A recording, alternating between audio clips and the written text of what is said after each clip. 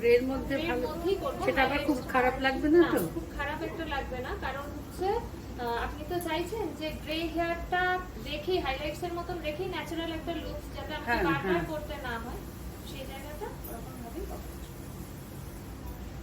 তো আর যাতে ঘন ঘন কালারটাও না করতে হয় গ্রে হেয়ারের জন্য, যে কভারেজ করা সেটাও একটা বেশ প্রতি মাসে একটা সমস্যা হয়ে যায় প্রতি মাসে করা, তো সেটাও যাতে আমাকে প্রতি মাসে না করতে হয় সেইভাবেই তুমি আমাকে হাইলাইটসটা করে দাও।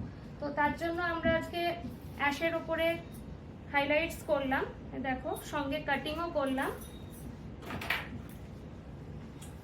দেখো পুরো অ্যাশ।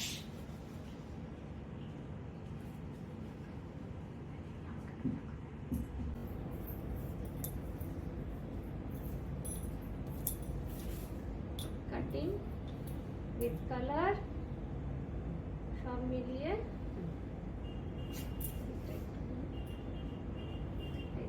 কিরকম লাগছে। গ্রে হেয়ারের জন্য ওনাকে আর প্রতি মাসে কালার করতে হবে না।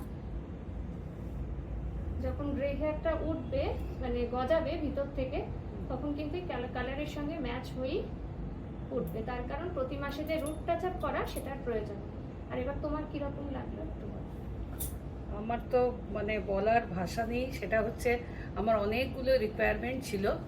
যাই হোক, তোমার ভিডিও আমি অনেক দেখেছি, দেখার পরে এক্সপেকটেশন অবভিয়াসলি ছিল যে ভালোই হবে, কিন্তু এখানে এসে যে এক্সপিরিয়েন্সটা হলো সেটা মানে এক্সেলেন্ট বলার উপরেও যদি কোনো কিছু থাকে সেটা বলা উচিত।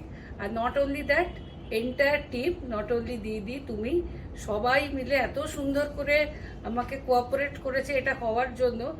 মানে যারা আমাকে জানে, রিয়েলি আমি ভীষণ চুজি, আমি সচরাচর সবার কাছে যাই না, এটা 2 বছর পর আমি এলাম, রিয়েলি স্যাটিসফাইড, রিয়েলি স্যাটিসফাইড।